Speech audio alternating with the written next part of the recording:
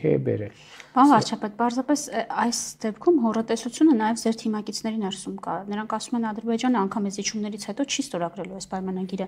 Հիմա անդիմախոսներն էլ ասում են ում է պետք, ինչ արժեք ունի այդ թուղթը, եթե անգամ զիջումներից հետո Ադրբեջանը չի ստորագրելու։ Իսկ կներեք ինչ զիջումների մասին է խոսքը։ Ընդդիմության մեկնաբանությամբ երկու կետերը, որոնք մենք համաձայնություն ենք տվել, դրանք զիջումներ են։ Առաջինը միջազգային ատյաններից հայցերը հետ քաշելը, որովհետև նշում են, որ Հայաստանը ավելի ուժեղ դիրքեր ուներ միջազգային ատյաններում, եւ երկրորդը, գիտեք, համաձայնեցված չէր, երրորդ ուժեր չտեղակայել է սահմանին, հիմա սա համաձայնեցված է եւ նշում են Ադրբեջանը այսպես թե այնպես երրորդ ուժեր չէր տեղակայում, իսկ ահա մենք Եվրամիության դիտորդներ ունենք ու այստեղ հարց է առաջանում, բա սահմանային խորքը ո՞րն է, Եվրամիության դիտորդները կարող են կրկին Հայաստանում գործել չլինելով սահմանային դիտարկում իրականացնող ուժ, թե պետք է հեռանան Հայաստանից։ Նախ արձանագրենք հետևյալը, որ խաղաղության համաձայնագրի համաձայնեցված տեքստում ոչ մի միակողմանի պարտավորություն, ընդ որում ոչ Ադրբեջանի, ոչ մեզ համար չկա։ Երկրորդը տպավորությունը, թե Հայաստանի սահմանի երկայնքով Ադրբեջանի կողմից երրորդ ուժեր չեն եղել, համեն դեպս մենք ժամանակ առ ժամանակ տեսել ենք եւ դիտարկել ենք երրորդ ուժի ներկայացուցիչներ, դրոշներ եւ այլն եւ այդպես շարունակ։ Երրորդը Եվրամիության դիտորդական առաքելությանը Հայաստան հրավիրել է մեր կառավարությունը, ես եմ հրավիրել եւ ես շնորհակալ եմ նրանց մեր այդ հրավերին արձագանքելու համար, բայց մյուս կողմից պետք է մենք նպատակից գանք։ Ինչ նպատակով ենք մենք Եվրամիության դիտորդներին հրավիրել Հայաստան, տեղակայվելու եւ աշխատելու Հայաստան-Ադրբեջան սահմանի երկայնքով։ Կայունության եւ ինչ որ առումով խաղաղության միջոց եւ գործոն որպես։ Եվ հիմա ես ուզում եմ ուշադրությունը մեր հրավիրեմ, որ երրորդ կողմերի ներկայացուցիչների ներկայության մասին դրույթը ուժի մեջ է մտնելու խաղաղության համաձայնագրի ստորագրումից եւ վավերացումից հետո։ Այսինքն միջև այդ կետը ամենայն դեպս այս հարթության մեջ որևէ խոչընդոտ չկա, որ Եվրամիության դիտորդները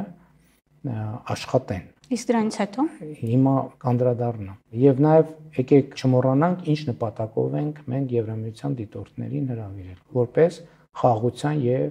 կայունության գործոն։ Եթե մենք այդ համաձայնագրի ստորագրման արդյունքում ստանում ենք մեր սահմաններին խաղաղության եւ կայունության ավելի ուժեղ գործոն, ավելի հուսալի գործոն, շատ անտրամաբանական կլիներ, եթե մենք երկարաժամկետ ինստիտուցիոնալ խաղաղությունը չնախընտրեինք եւ նախընտրեինք միջանկյալ գործոնը,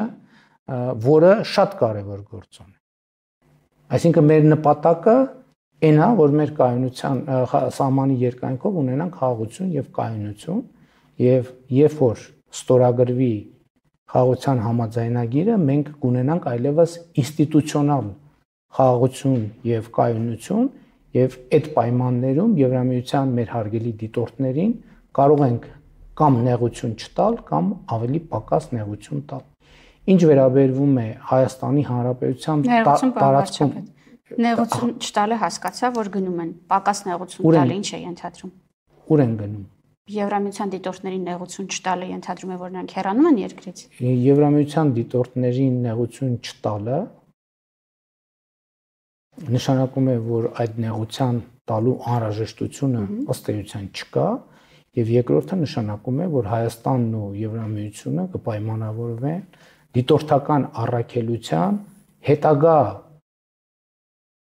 ճակատագրի եւ գործունեության ձևերի մեթոդների մասին։ Դեռ որոշում չկա։ Իհարկե դեռ որոշում չկա, բայց նաեւ ես կարծում եմ, որ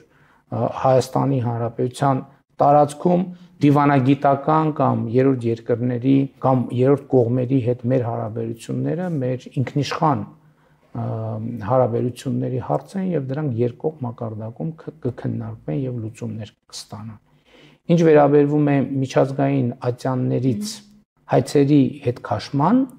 խնդրին դա վերաբերվում է միջպետական հայցերին եւ հարցը հետեւյալն է, էլի այդ հայցերը ինչի համար են։ Այդ հայցերը մեծ հաշվով խաղաղություն եւ կայունություն հաստատելու համար են, կամ խաղաղություն եւ կայունություն հաստատելու ճանապարհին խնդրահարույց գործոնները հասցեագրելու լուծելու համար են։ Եթե կա խաղաղություն, ուրեմն պետք է հենվել խաղաղության տրամաբանության վրա։ Նկատի ունեմ, մենք երբեմն նպատակները եւ միջոցները խառնում ենք իրար։ Այսինքն շատ տարօրինակ կլիներ հրաժարվել նպատակից եւ նախընտրել միջոց։